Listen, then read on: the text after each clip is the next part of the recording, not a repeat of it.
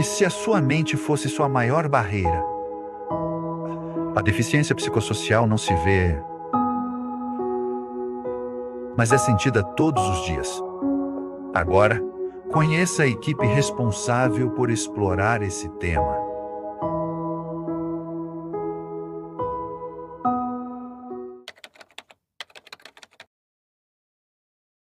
A pesquisa ela parte de uma revisão teórica e destaca que, embora a deficiência psicossocial já esteja reconhecida em legislações internacionais e nacionais, ainda há pouca clareza e padronização sobre como identificá-la na prática. Assim, o estudo busca contribuir para o avanço de políticas públicas e dos protocolos diagnósticos, garantindo maior segurança e equidade nos reconhecimentos dos direitos das pessoas com deficiência psicossocial. O objetivo do artigo é do conceito ao diagnóstico, que é profundizar compreensão sobre o que realmente significa a deficiência psicossocial dentro do contexto das políticas públicas.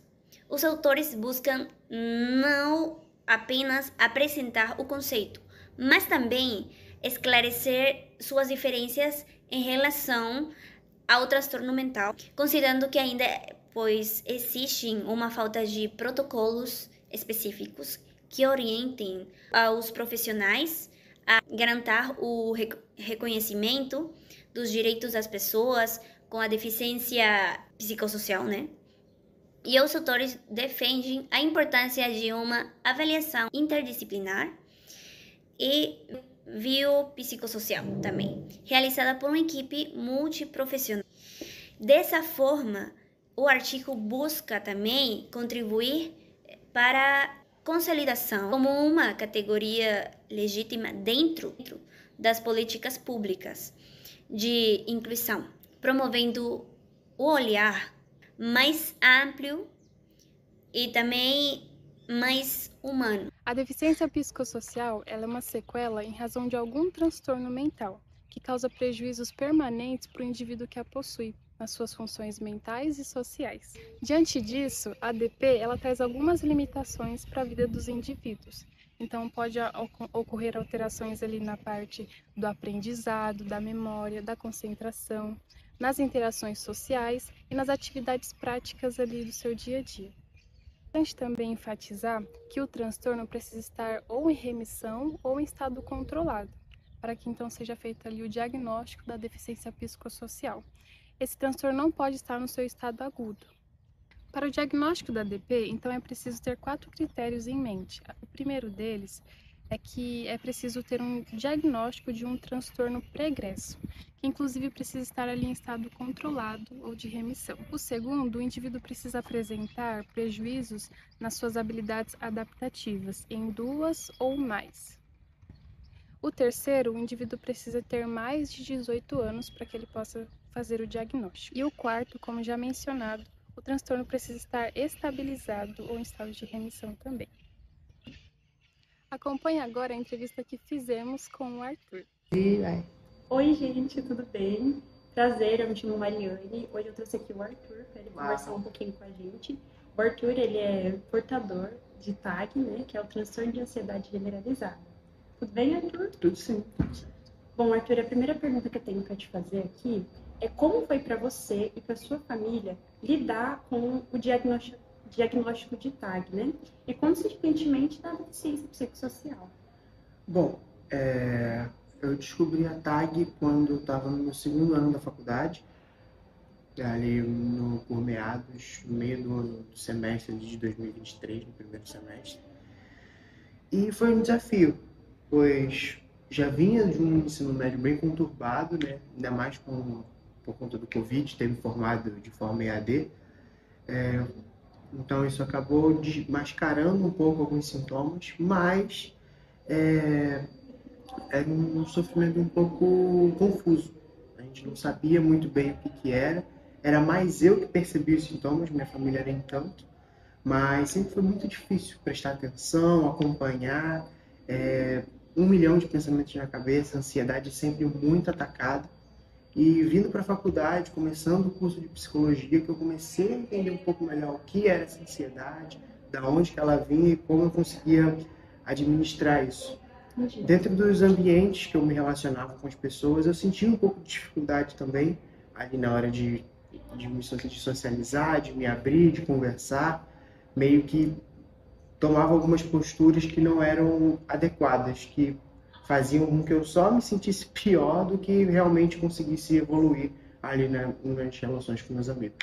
Entendi, Arthur. Bom, por falar nisso, na verdade, né, já incluindo a segunda pergunta, justamente com isso que você falou, eu gostaria também de saber, né, de que forma essa deficiência ela impacta no seu dia a dia.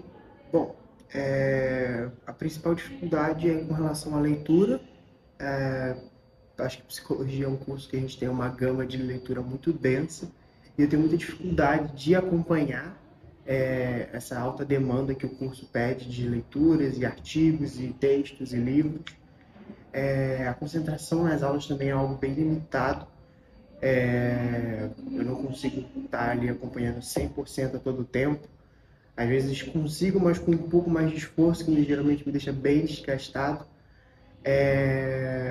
Os outros sintomas, né, comuns da ansiedade, em alguns momentos taquicardia, minhas mãos, meus dedos são bem ruídos, bem machucados por essa questão da ansiedade. E principalmente a questão do sono. Eu acho que é o ponto que mais tem me atrapalhado ultimamente, que eu não consigo estar dormindo muito bem, geralmente consigo estar pegando no sono ali mais por uma questão de exaustão, por volta de umas 2, 3 da manhã. A última pergunta para a gente finalizar. Existe algo, Arthur, que você gostaria que os profissionais da saúde mental entendessem melhor sobre a sua vivência? Acho que um pouco mais da questão de ponto de vista. É uma situação um pouco delicada da gente passar como a gente enxerga cada situação, sobre como a mente funciona, porque cada um tem uma compreensão muito diferente sobre como as coisas funcionam, como a informação é recebida.